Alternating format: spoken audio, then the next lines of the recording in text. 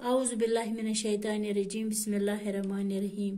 प्यारे बच्चों, आज का हमारा टॉपिक है महावरात का इस्तेमाल 5वीं जमात के लिए।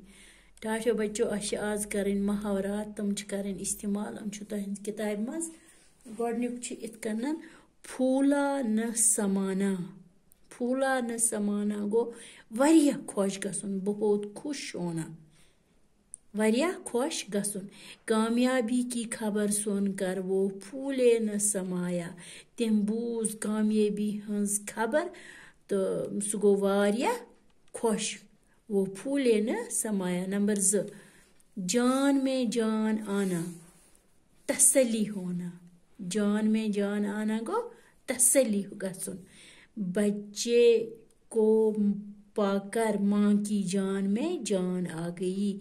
बच्चे युथुई पन्नी माज हासिल कोर तस आय नवी जिंदगी, तस जोस मज नोई जू, तस लज तसली अम सत युथुई तिम क्या कोर पनुन बच्चे हासिल, तस आय जान में जान। नंबर 3, खून पसीना एक करना, गई मेहनत करना, वारिया मेहनत करें। खून पसीना एक करना क्या गई, मेहनत करें। कामयाबी के लिए खून पसीना एक करना पड़ता है। ये यसो अश कामयाबी हासिल करें, अश तेल करें वारिया एग्जामस मज, एग्जाम खतर वारिया मेहनत, अश वारिया मेहनत करें किम खतर, कामयाबी खतर। खून पसीना अस करुन, खून पसीना एक करना करुन अस, यानी कि वारिया मेहनत करें। नंबर 4, बात बनाना।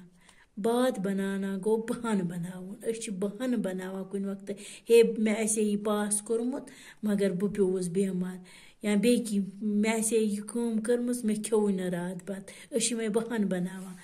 यह कित कन करो इस्तेमाल, बातें न बनाओ, अपना काम करो, बहान म बनाओ, पनी काम कर।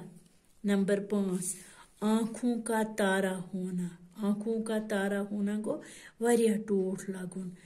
बच्चा अपनी माँ की आँखों का तारा होता है।